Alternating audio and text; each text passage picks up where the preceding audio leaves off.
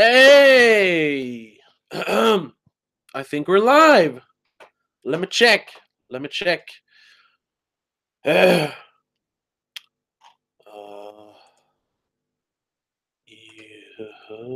oh yeah, we're live. We're live. Okay. Um. Well, welcome back. Hello. I should do this more officially by now. Hello, and welcome back to Please Don't Live Stream.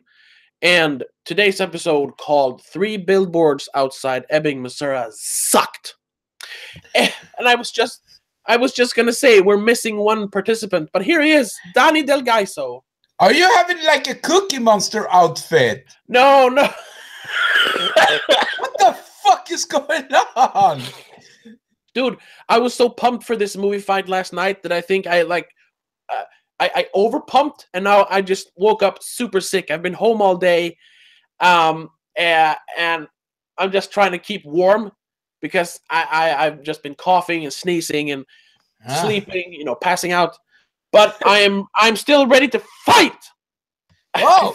I think So we're gonna fight. you didn't like it or what? Oh, we're gonna get to that. Well, let's just start by saying that the episode is called Three Billboards Outside Ebbing, Missouri, which is one of the longest names for a movie ever. So unnecessary. Could just been called Three Billboards. That's nitpicking. It's Three Billboards Outside Ebbing, Missouri sucked, and that is clickbait. It is clickbait. It is a bit hyperbole because it is a great movie. I did enjoy Three Billboards a lot. However, there were a few details that I just found really strange and that I haven't heard anyone talking about when they talk about the movie. Everyone has just been, gushing over it and talking about how great it is, which I do agree to some point. But yeah, let's start. There's certain scenes that can be discussed how they were executed. So sure, but yeah, let's just go through quickly what you thought of the movie. It's a pretty good movie, and I consider it to be. It's in my top 5 list of the best movies of 2017. Yeah, for me, I'm counting it as 2018 movies since it came out in Sweden. Mm-hmm. But yeah, I would definitely say that I'm enjoying. I enjoyed it a lot. Mm-hmm. And I haven't seen that many movies this year. But it's definitely one of the better ones. Question: should I have the Guldbagge Award playing simultaneously at my house, and we can talk about it live? No, let's no, Petra Medes on it. Fuck that. Oh, come on. I don't like her. We need to have a discussion. Let's save the Golden Beetle Award. Yeah, that's like the Swedish Golden Globes, I suppose. Let's save that for another episode, though, because we need to talk about Swedish movies. Speaking about awards, the Academy Awards are going to be nominated. The nominations are coming out tomorrow around 3 p.m. Swedish time. Well, let's make an awards episode next week then. Oh yeah. But this week is about Three Billboards. So yeah, like everyone has been saying, on a technical aspect, I think the movie is great. I mean, and you don't often get to say that about a drama, or I guess it's a comedy drama comedy. But yeah, the cinematography is great. The acting is spectacular. Yeah, that I can't disagree with. It is spectacular from everyone. Say the same thing with the general premise of the movie, but the problem I have with the movie has to do with the script, and it's mostly about two of the characters. It's what you call Mildred. What you call it in real life? I can't remember. Frances McDormand, of course. It's about Mildred and Jason Dixon, whatever he's called. Talking about Sam Rockwell's character. Sam Rockwell's character. Yeah, it's how they are characterized, I suppose. Like they're not their character motivation, but how their character description. Because I was thinking about it. I feel they aren't. they are drawn out as very vivid, but not complex enough.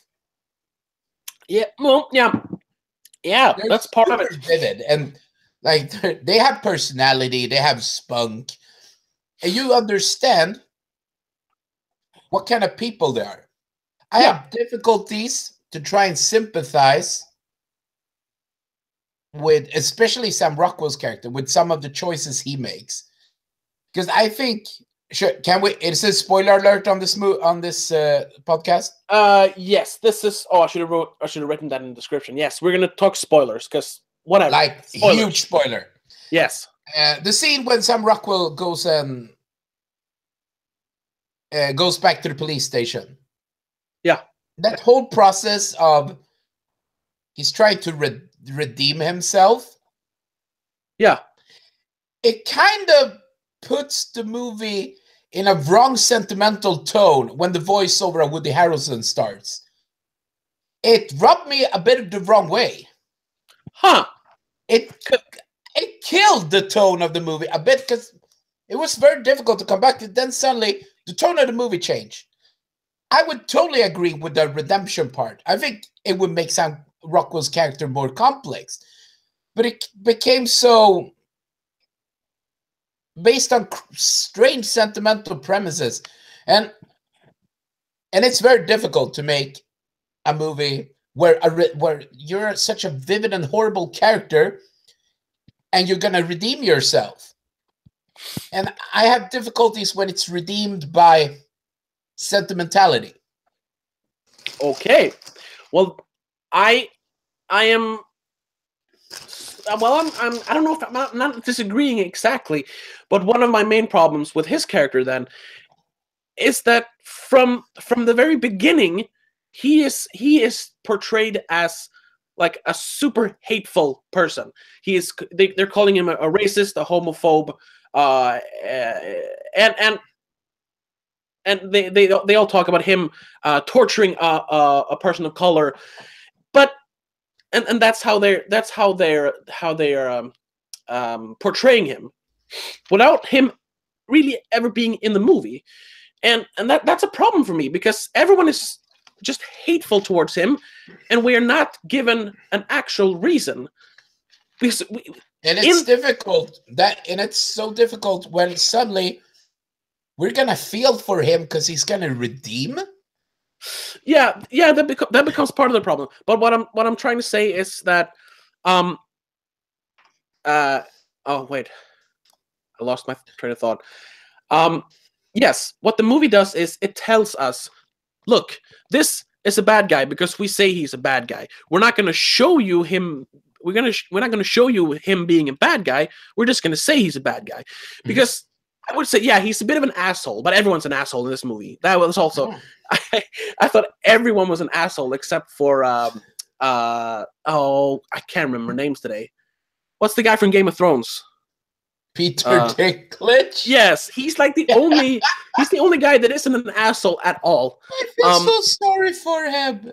Oh yes, God. But anyway, because the only violent or hateful act that Sam Rockwell's character performs in the movie is beating up the billboards guy. Yeah. Red Welby or whatever he's called. Yeah. I can't remember the actor's name once again. And that is just horrible. I mean, he beats him up and then throws him out of a window. That is horrible. But before that, we've seen people spit at him. We've Francis McDormand calls him, excuse the language here, but nigger torture. And he actually takes offense to that and say, hey, it's people of color torturing. That is actually one of my favorite dialogues. Yeah, it's like, hey, it's people of color torturing this. That was great. The comedy is amazing. I think that's the problem. He was painted so antagonistic. Yeah, he should have. And we don't get to see him being. They should have shown him being racist. They should have shown him being homophobic. But every time. It's way too much an exposition that we are just supposed to hate him. Exactly, and that's the problem. They don't show him being an antagonist. He's actually the character who should have served the purpose of being more complex. They succeeded Yes. totally with Woody Harrelson's character. He's Yeah. perfectly complex. You did not see, spoiler alert, when he blows his brains out. No, that was amazing. That whole That was sequence great. with his wife and the stables and the gun. Oh my god! And the whole letter there, that was good sentimentality. Yeah, I like that, and him sending letters to people. But yeah, the Sam Rockwell character is just so they just lay him out in exposition, like, oh yeah, he's a bad guy because we say he is. They don't show him being a bad guy, and that is, I mean, I feel bad like standing up for an obvious bad guy, but it's a movie, so yeah. But have you read the articles about that he shouldn't win because he plays a racist character? Oh, that's bullshit. He still did a great acting job. Yeah, I read an article from The Guardian where they said, well, if Sam Rockwell should not be nominated because he plays racist, should Robert De Niro give back his Oscar as Jake LaMotta for Raging Bull? Yeah, maybe I'm remembering wrong, but wasn't Bruno Ganz nominated for playing Hitler?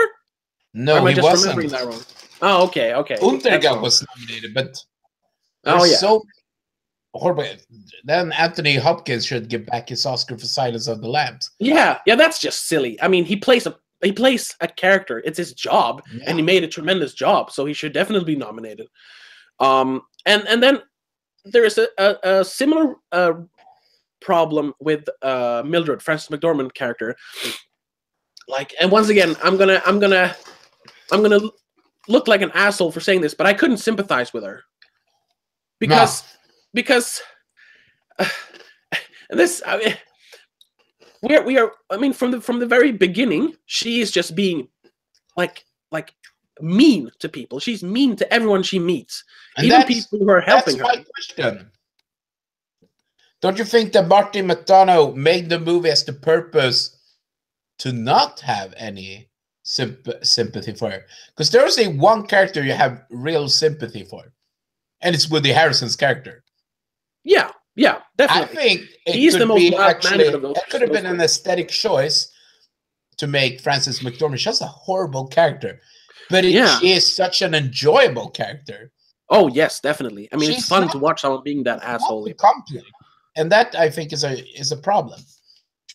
Yeah, and but I felt like they were trying to paint her very sympathetically.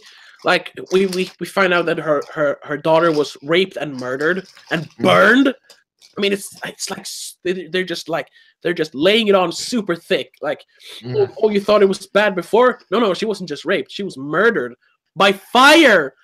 And well, I wouldn't. The only thing that would have been worse if they said, and while they burned her, they listened to Nickelback.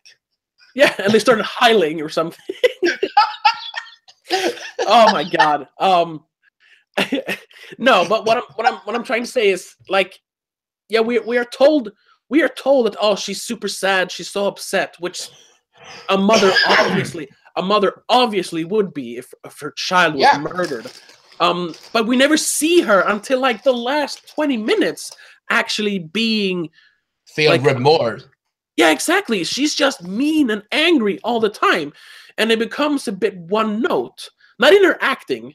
The acting is very good, but in the characterization of her character is a bit one note.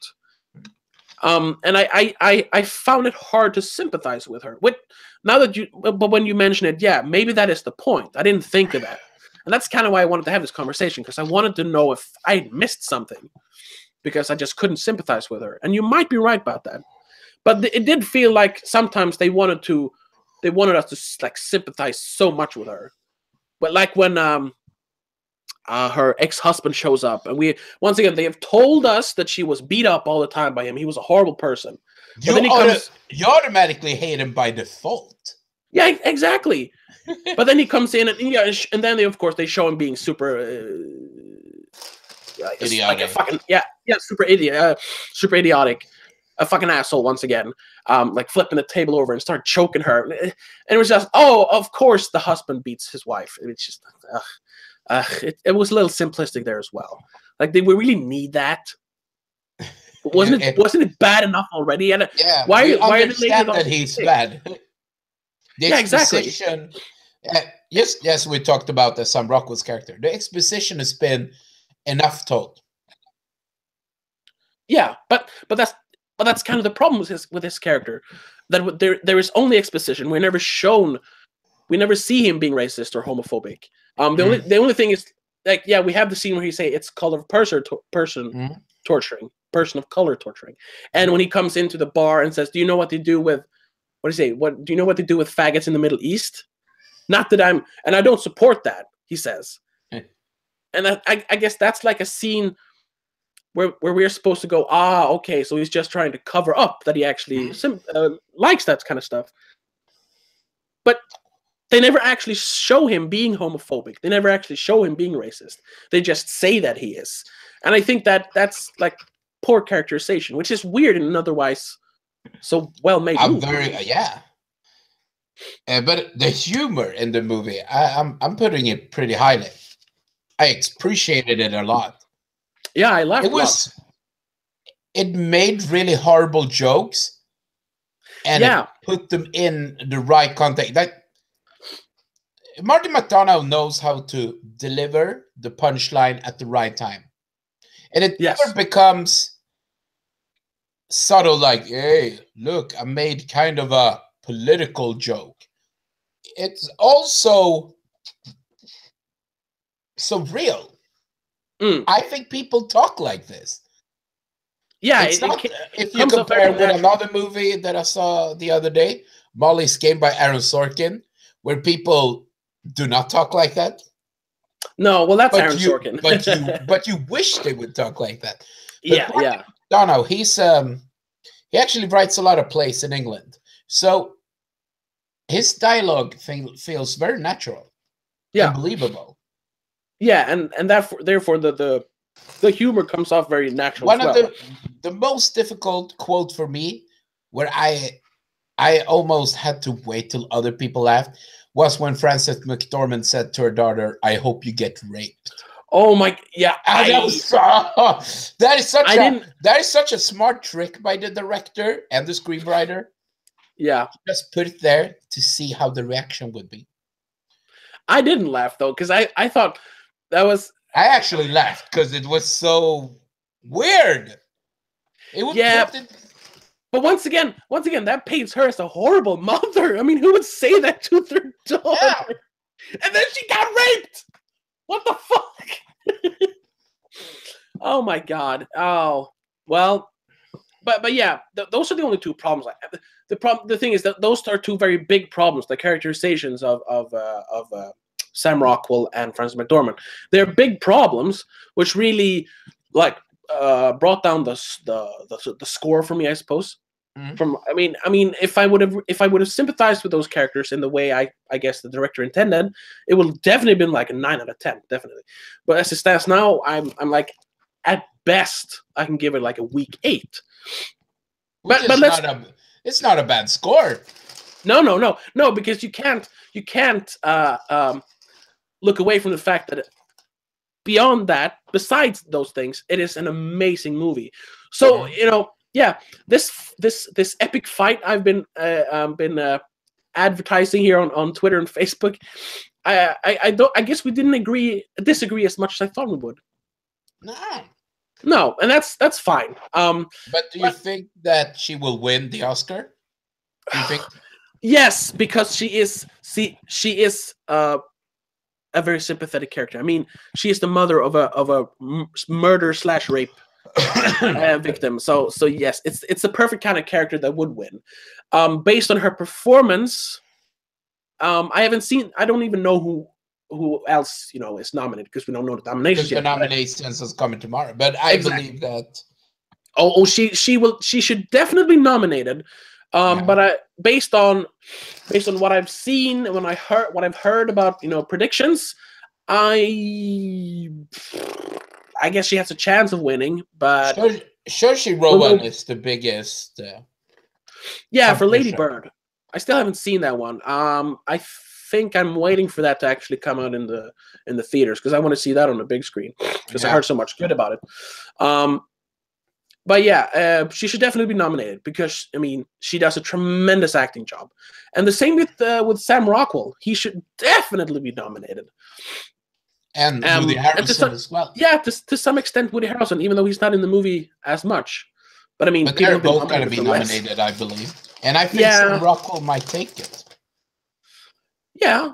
And I don't want to say he deserves it because that's when you get Martin Scorsese winning for The Departed, which is Leonardo DiCaprio winning for it. The Revenant. Yeah, they deserved it, but it wasn't the right movie for them to win for. Yeah. But Sam Rockwell does well. He deserves an Oscar. So, but yeah. So let's talk some of the positive aspects. Let's make this let's make it a review. What is no, go ahead. I think the humor is so top, and yeah, we were talking about the humor. Yeah, exactly. Good. It was so fun. It went very dark in certain aspects, but it was fun all the time. It felt like it felt like a place that actually would like to live in. Yeah. Oh well. I gotta bring up. I want to be in a bar. I want to bring up another criticism then, because some people, some critics, reviewers, I don't know, have talked about how the police force is this oppressive force and the town lives in fear. I didn't really see that either.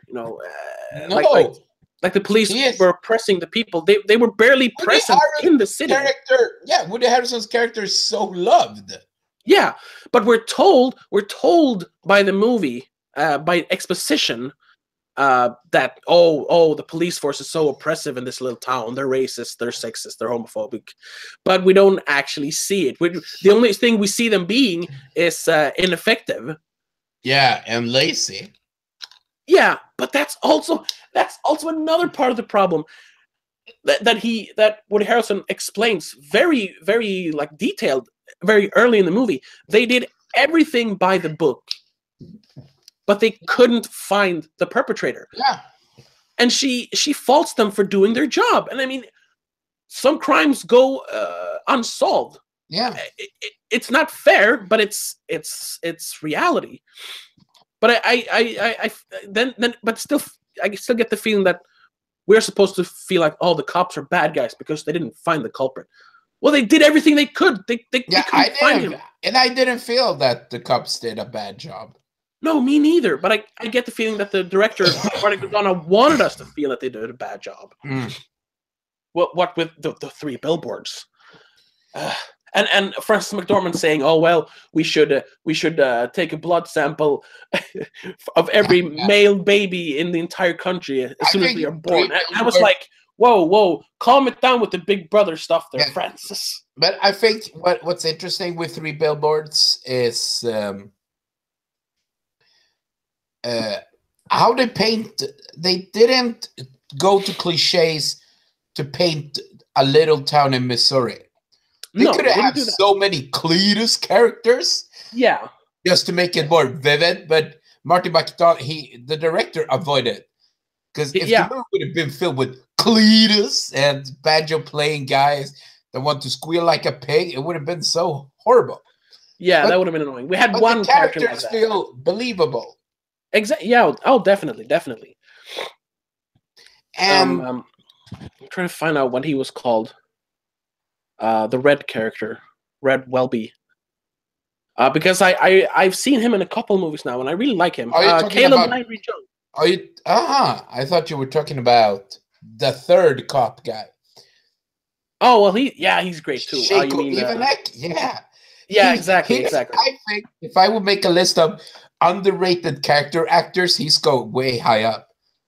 Oh, definitely. He's good at his job. He's gonna go unappreciated.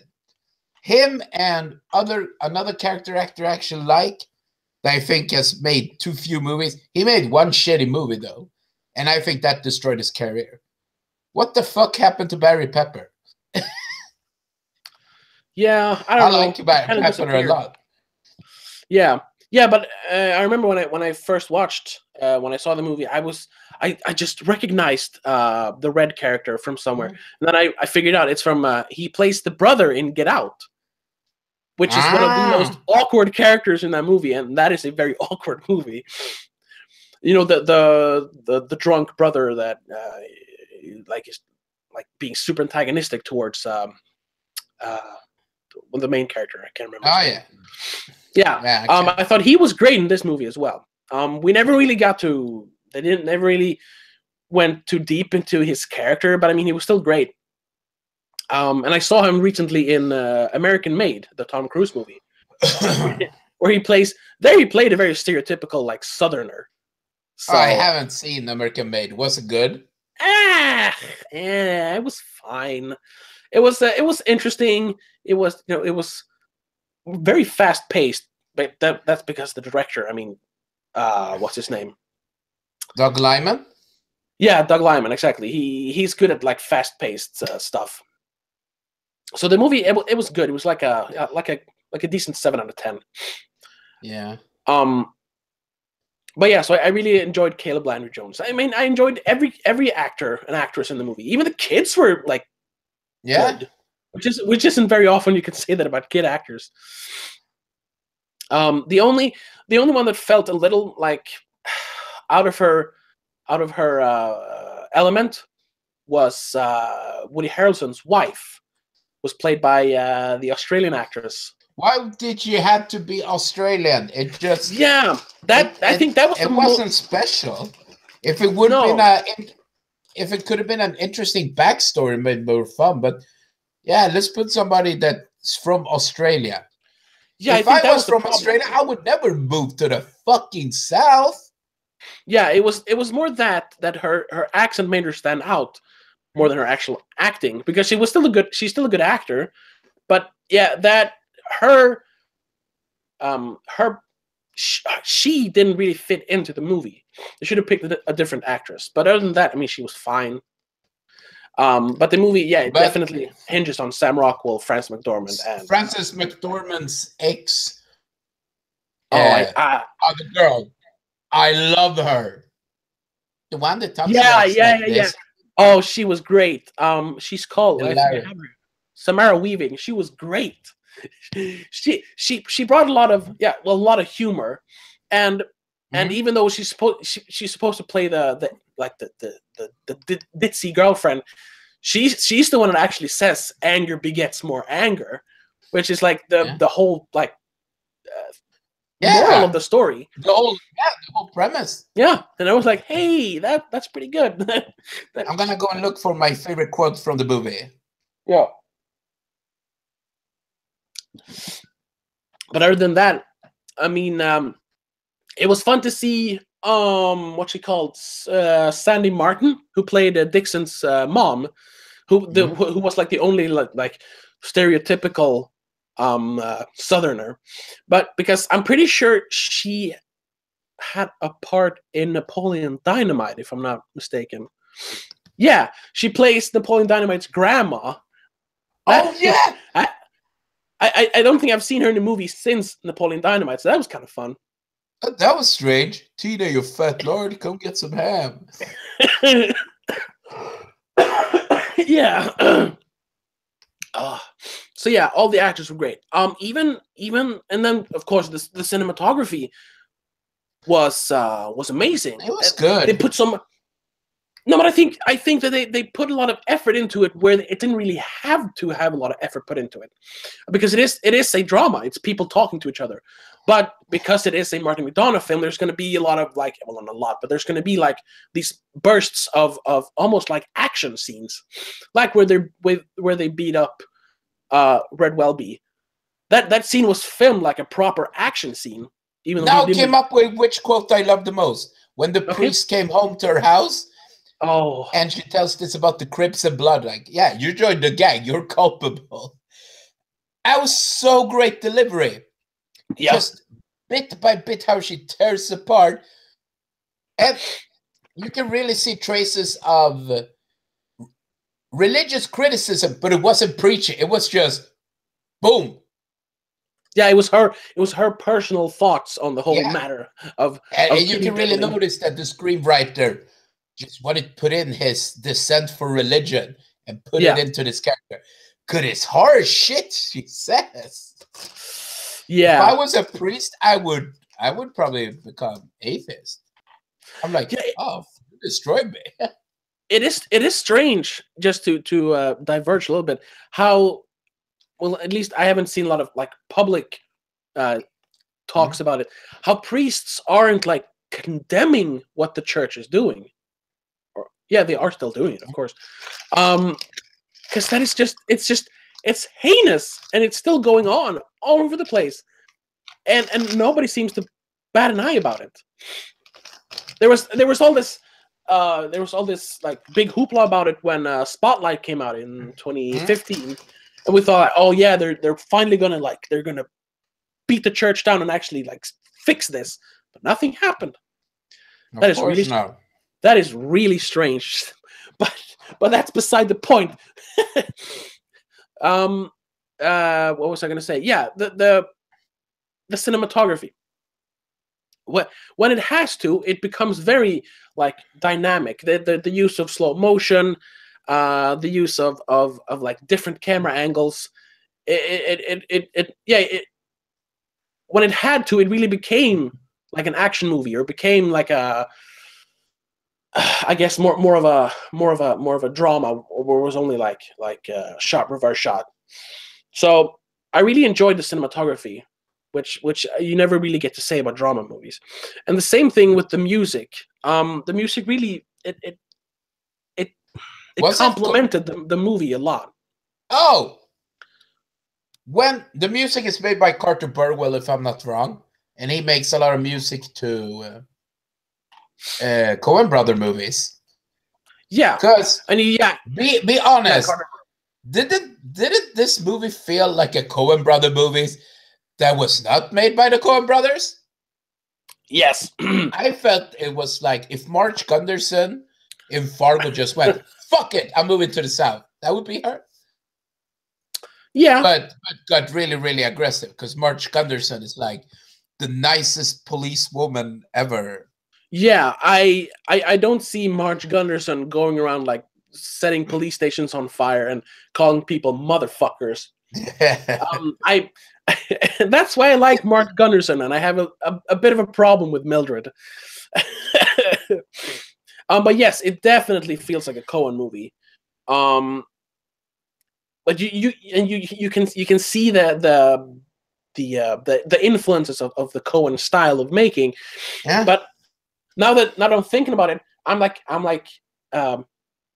picturing it in my head how it would look if it was the Coen Brothers, and it would definitely be Steve Buscemi would have been killed. Yeah. Yeah. Music is made by Carter Burwell. Yeah. And the fact that Frances McDormand is in the movie just makes you think about the Coen Brothers. Yeah. But the movie would have been a lot more like static shots. It wouldn't have been as vulgar. I think they would have toned down the language, even though they have made a lot of movies with swearing. Yeah, but the movie would have been more sterile in a way, sort of like A Serious Man. I think the movie would have been more like that if they would have done it, which would be very interesting to see them direct this script. Definitely. So, who do you think killed Angela Hayes? I don't know. I believe it's the guy that came to the store and destroyed the porcelain thing. But they did check the DNA, and he wasn't even in the country when it happened. That was guy, the whole thing about the ending. Yeah, but I think it's the guy that came in with the ceramic thing, that destroyed it. That's the same guy. It's the same guy. It is the same guy. So they were setting him up as a red herring. And that is also that is another criticism. That red herring led nowhere, because it was just it wasn't him. Oh, but it was a way of the director of showing that sometimes hope can be shit. Oh yeah, definitely. I like that. I really like that sentiment at the end. That it gave the movie a very cynical tone at the end.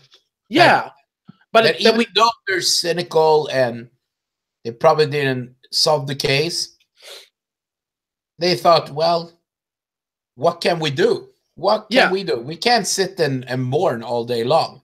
We need to do something. Yeah, and that ending, I had a hard time with that ending as well, because I think I've talked about this before. I have a bit of a problem when it comes to vigilantism or like social justice. I'm not talking like, I'm not in that way, but the way they like decide to take the law into their own hands and just go and kill a random rapist in another state. You know, they say, oh, he is definitely a rapist, even though they don't know that. So let's go to another state and kill him. That whole thing to me, like, really, I mean, that went against my own, like, personal politics, I suppose. So I guess that wasn't like a bad thing about the movie. It was just me personally not agreeing with the script. So I didn't like that ending. I did make a lot of it did feel like it was referencing a movie called Doubt. You know the movie Doubt with with Philip Seymour Hoffman and Meryl Streep. Yes, exactly. Amy Adams, because that movie is very similar. You have a Meryl Streep's character she's so sure that Philip Seymour Hoffman has sexually assaulted a bunch of kids, and she's so hell bent on taking him down, or at least getting him to leave the church. And do you remember how it ends? What, the movie? Yeah. Yeah. In the end, she gets her will. I mean, she never gets him to confess, and she never finds any evidence of him having assaulted or molested any children. But he leaves the church and goes to another church. So she's content with that she got to, like, drag him through the mud. But then the very last shot of the movie is her sitting on a bench, and that bench is very symbolic of like personal reflection in the movie, because Amy Adams sits on that bench and having the same kind of thoughts as she's having. And Amy Adams comes down. She sits next to Meryl Streep because she's, like, quietly sobbing, and she's asking her, what's wrong? What's going on? And all she says is, she says Amy Adams' name. I don't remember it, but she says, "I have such doubts." And then the movie is over. And I thought that was the moment I was missing in this movie, because they were so sure that they had found the guy, but then they found out, oh, he wasn't him. He didn't rape and murder my daughter, but he is probably a rapist, so let's go kill him. Instead of, like, oh, we were wrong. Maybe we were wrong all the time. Let's not, like, go out of our way to kill someone. I felt that they were, like, justifying murder by saying he's probably a rapist. And that was... for me personally, that was, like, a very strange way of thinking, which, like, rubbed me the wrong way. So I didn't really like the ending, even though the ending is very ambiguous. I mean, did they do it? They even talk about changing their mind, and, like, it's a long drive. We'll figure it out on the way. I don't know. I didn't really like that ending.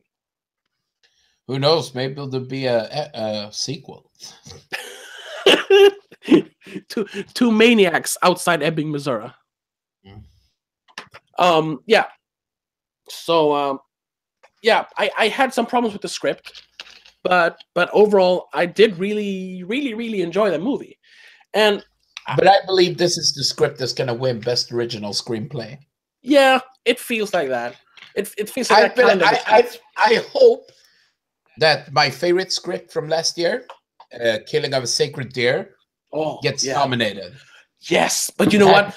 It's too weird. It's too kooky, too quirky. It's never going to get a nomination. Lobster got the nominee. That's true. Georgios Lanthimos has been nominated for Best Original Screenplay. But Killing of a Sacred Deer, that's a whole nother level of movie. It's that. I don't know if I would ever see it again.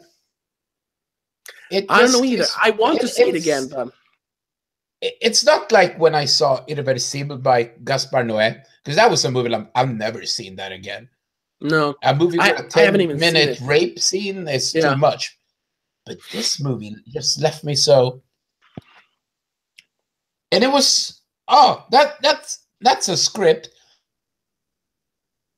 that doesn't neither say sympathize with this character or don't sympathize with this character. No, it really takes a step back and just presents, here are the characters, you do what you want with them. That I like that kind of filmmaking. But Three Billboards is a movie I would like to see again. It's a fun movie, and it's one of the better movies that people can see at the cinema. On my 5 scale, I'll give it a 4, exact a 4, not a 4.25, not a 4.50 or 4.75. I give it a 4.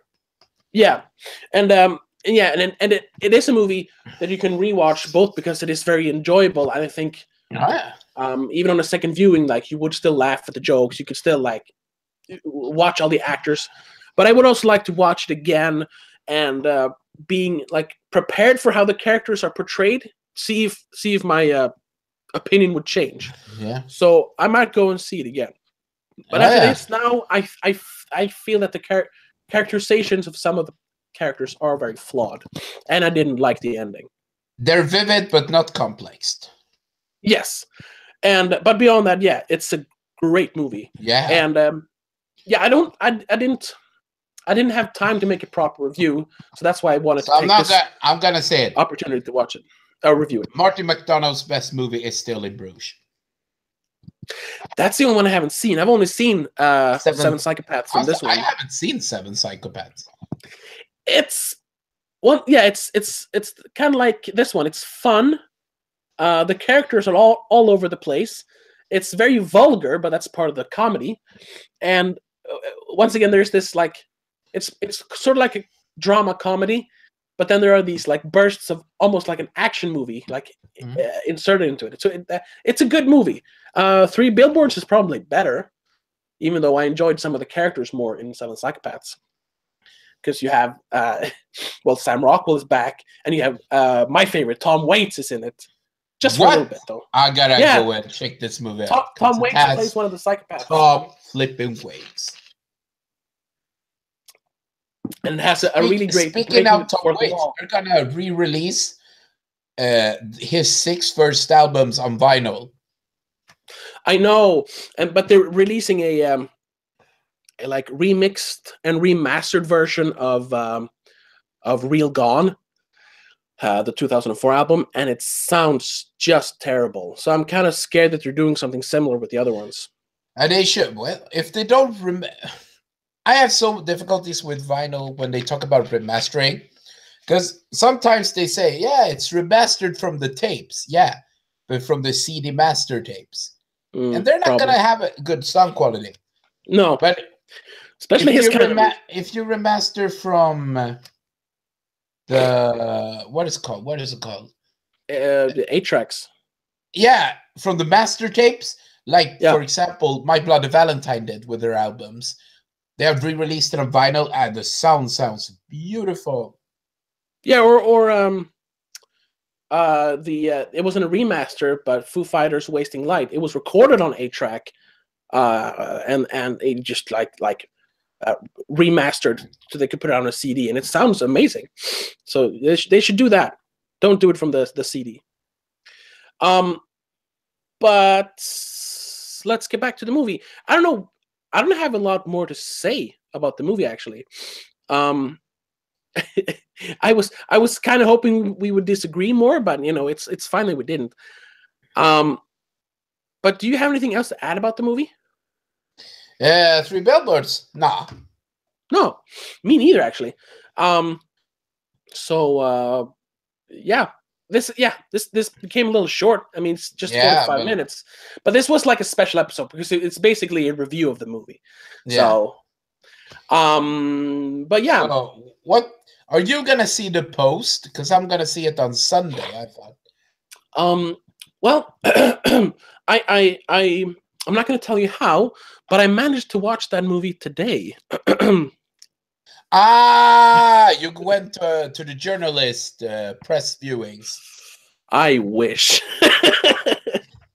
No, I found it online. Shh. Don't worry. You need to speak like Elmer Fudd for me, man. I'm hunting copies. So no, yeah, because I'm gonna see it on Sunday. Because I'm a sucker for journalist movies or movies starring newsroom, like All the President's Men, Zodiac, which is my favorite movie in that genre. Well, without spoiling anything, because I'm actually reviewing the movie on Saturday. Be sure to check it out. I think you're gonna like it.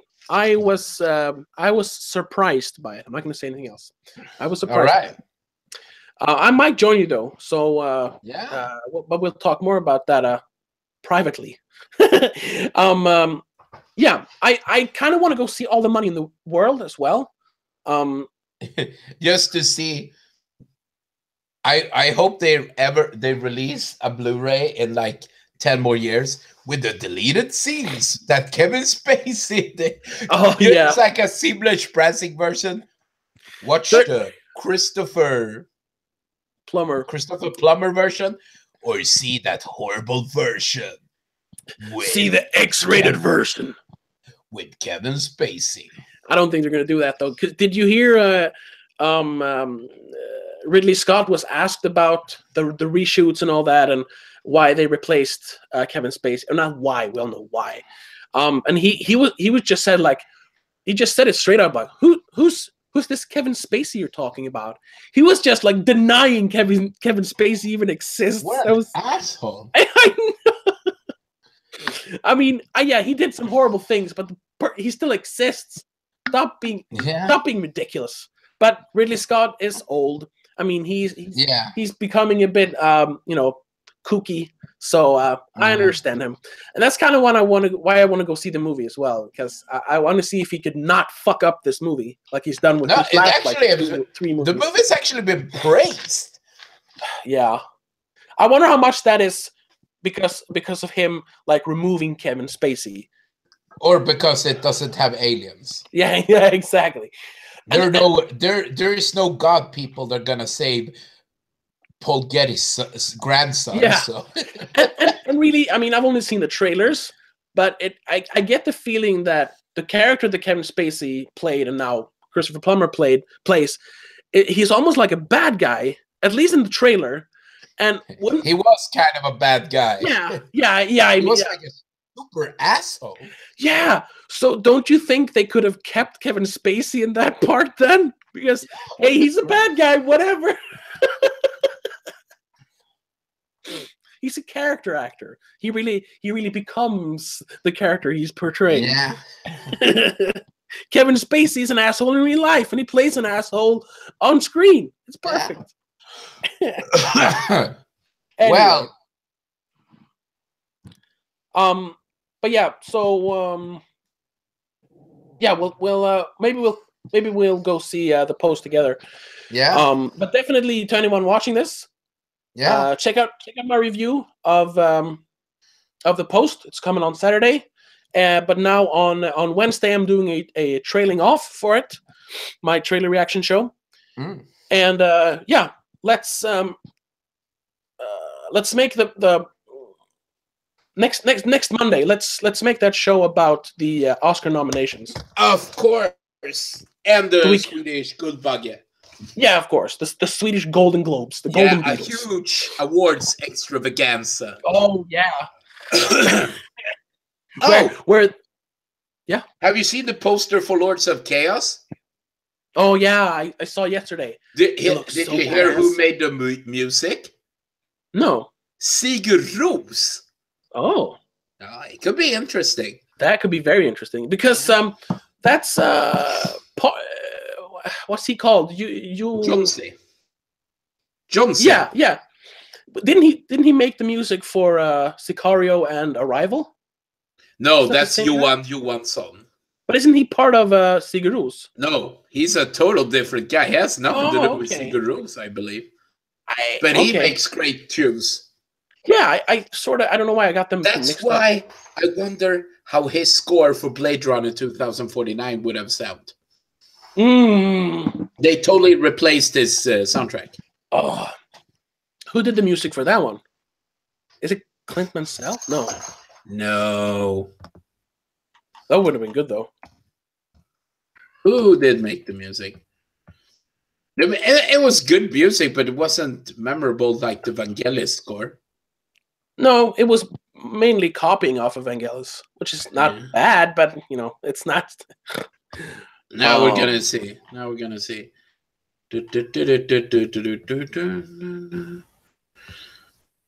Benjamin Wallfish and Hans Zimmer. Oh, okay. Really, Benjamin Wallfish is probably one of these new Hans Zimmer boys. I've heard his name before. I just can't place it anywhere. He made the music. Oh yeah. He's definitely involved with Hans Zimmer. He did the soundtrack, or, you know, he's credited as doing the soundtrack for Dunkirk together with Hans Zimmer. Oh yeah, and the soundtrack to Dunkirk. I hope it wins if it gets nominated. Yeah, anyway, that soundtrack is amazing. Soundtrack. It's not as good as the Inception soundtrack. No, but it definitely fits the movie perfectly. Okay, but yeah, so let's make the plan for next week. Next Monday, we're talking Academy Awards nominations, and we're talking about the Golden Beetle Awards. Yay! Yeah. But before that, no, it's fun. No, exactly. But before that, be sure to check out Trailing Off on Wednesday and my review for the Post on Saturday. And I'm doing this subscriber push right now. So anyone watching this, I mean, we've only had one viewer live, but anyone watching this in the archives, if you enjoy this, give it a thumbs up. Leave some constructive criticism. I'm always looking for constructive criticism. And if you want to see more of this stuff, please subscribe. Because we're almost at 100 subscribers. I know that's very low, but for me, that is fucking amazing. So if we can reach 100 subscribers, I would, that's gonna be amazing. But yeah, until next time, though, have a good one. Yeah.